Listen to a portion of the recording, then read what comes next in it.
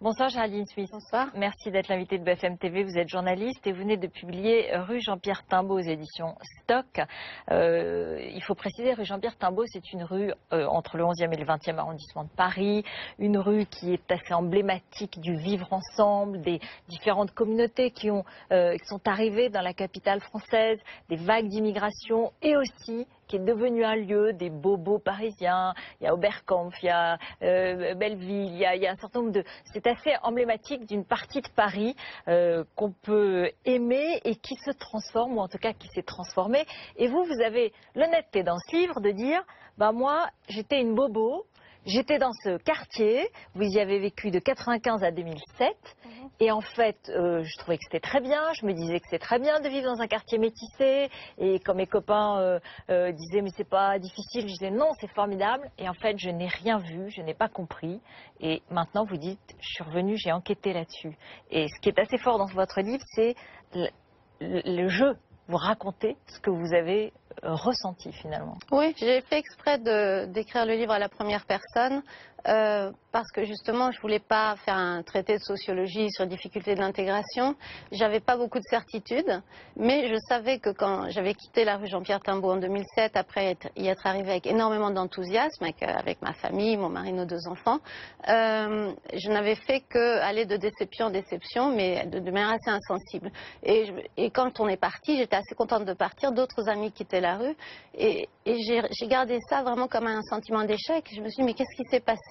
Je comprends pas ce qui s'est passé. Pourquoi ça s'est pas bien passé? Pourquoi ça n'a pas marché? Ce qui est honnête dans votre livre, c'est que vous vous dites, je n'osais pas le dire, je n'osais pas le comprendre. Et des personnages que vous revenez voir, quand vous parlez avec eux, ils vous disent, ah, je me suis menti, j'ai pas vu, ou j'ai pas voulu voir. Absolument. Et c'est arrivé vraiment à de multiples reprises sous des formes très différentes, comme cette amie qui me dit, qui est musulmane et qui est là depuis 1987, et qui me dit qu'elle a tellement intégré la rue que quand elle sort, elle met un gilet parce qu'elle se dit il fait frais.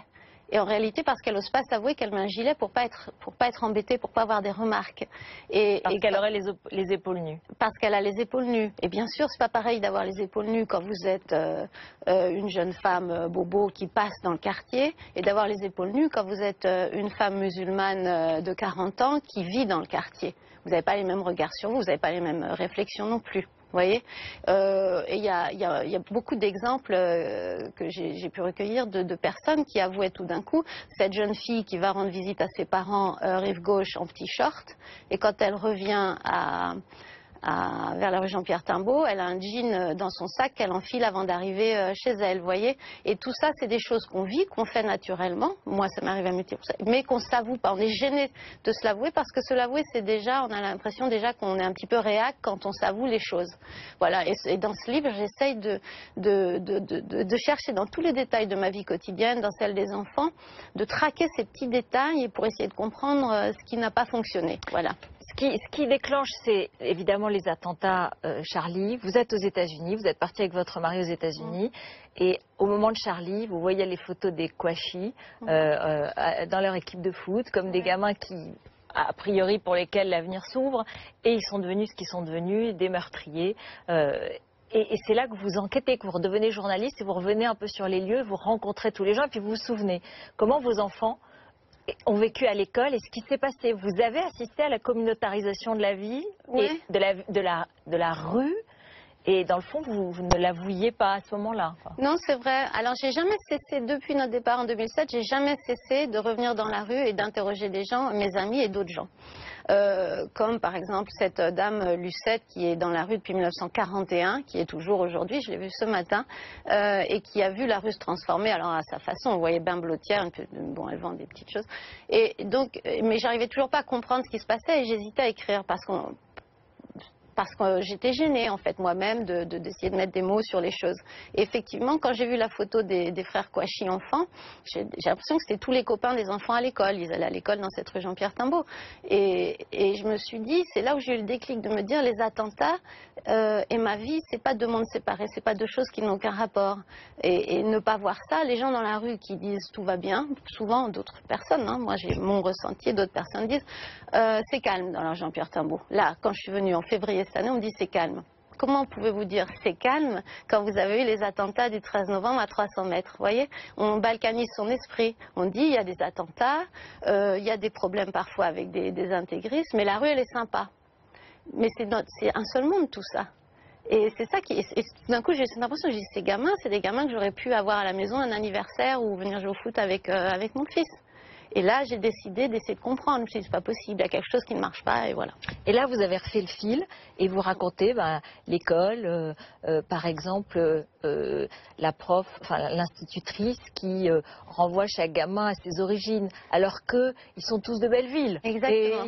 Alors évidemment, il y en a un qui est d'origine camerounaise, peut-être un autre d'origine algérienne, mais ils connaissent pas, ils sont jamais allés là-bas. Et en fait, ils sont parisiens, ils sont bellevillois, mais par volonté de respecter la différence, par tolérance, par ouverture d'esprit, par esprit d'universalisme, on le renvoie à des origines que lui-même finalement ne revendique pas. Oui, c'est ça, c'est une espèce d'assignation identitaire. Mais bien sûr, par bonne volonté, cette maîtresse, elle est formidable, elle pense bien faire et elle dit... Moïse, tu dois parler du Cameroun, même s'il n'a jamais mis les pieds. Et lui, il a apporté, comme il a envie de parler, des gâteaux de la boulangère d'à côté. C'est ridicule, mais en même temps, à l'époque, si elle avait dit on va réciter nos ancêtres les Gaulois, elle se serait fait clouer au pilori aussi. Elle pense bien faire et elle pense que c'est bien que les enfants gardent une trace de leurs racines, etc. Et on voit bien que c'est des problèmes compliqués. Dans l'absolu, c'est pas idiot, on va pas spontanément. Mais bien sûr, en l'espèce, quand ça se passe justement, d'où l'intérêt du jeu, d'où l'intérêt du récit. Je suis pas sociologue, je suis pas politologue. Moi, je reste dans la vie réelle telle qu'elle s'est passée. Vous avez ressenti les effets dans la vie quotidienne avec vos enfants de ces questions? Ah ben bien sûr, c'est venu progressivement. Je pense que c'est venu à partir après le 11 septembre, ça s'est aggravé, mais les enfants tout d'un coup se sont eux-mêmes, mon fils avait cette expression un jour en disant ils se prennent pour leur origine. Qu'est-ce qui se passe? Parce qu'un jour ils font un match de foot dans la cour et ils disent on va plus faire PSG contre Real, enfin les classiques, on va faire France contre reste du monde. Et en gros, tous les petits noirs se mettent dans le reste du monde et France, ils mettent un peu de tout, bon, alors qu'ils sont tous bellevillois, d'accord? Et ça leur est venu d'un coup. Et ils s'achètent les maillots au marché de Belleville et tout ça.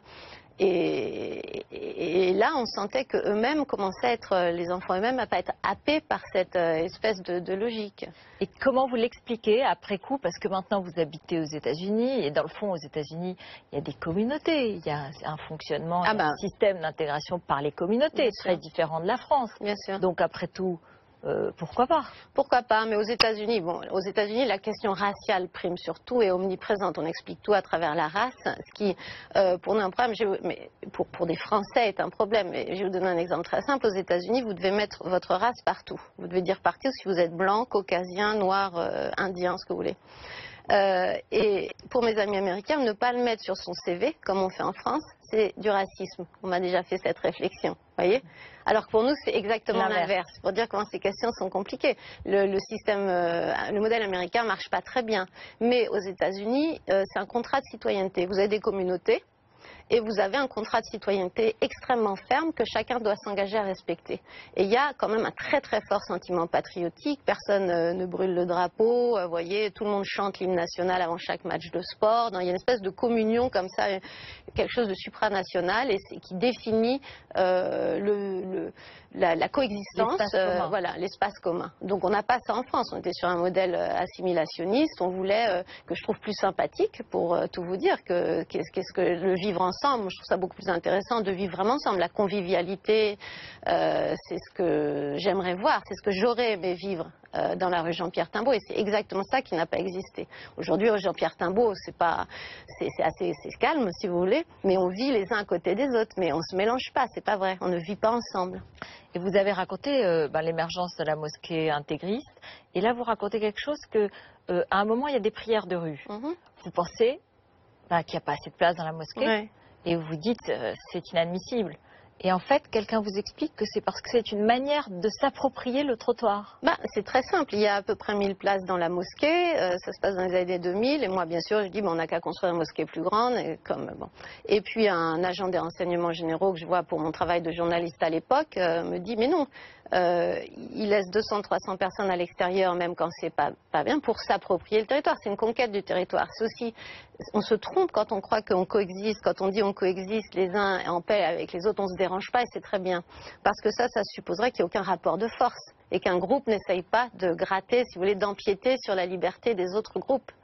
Or, ça, c'est bien un exemple très précis parmi d'autres que, non, il y a un rapport de force, vous voyez. Et quand on est trop tolérant, j'explique, je donne beaucoup d'exemples dans le livre, trop de tolérance conduit finalement à une démission, mais permet aussi aux intégristes, toujours bien faire attention, bien sûr, les musulmans intégristes, je veux dire radicaux, pas les musulmans oui, qui sont les premières victimes dans cette rue, les premières victimes de ce qui se passe Vous dans cette racontez rue. cette mère qui ne veut que son fils reste dans cette école parce qu'il va pouvoir progresser et sous la pression d'intégristes, elle est obligée de l'en retirer. Ouais. Vous racontez tous les exemples de tous ceux qui sont avec vos enfants et que vous accueillez chez vous, que vous invitez aux anniversaires. Donc de toute façon, il n'y a pas de doute, il n'y a pas d'ambiguïté là-dessus. Non, évidemment, les premières victimes d'un processus comme celui qui se passe rue Jean-Pierre Timbaud, c'est pas nous, c'est pas les gens qui ont les moyens de déroger à la carte scolaire ou de les emmener en vacances quand les classes vertes sont annulées parce que des parents disent que les filles peuvent pas se mélanger avec les garçons et donc que les voyages scolaires sont annulés.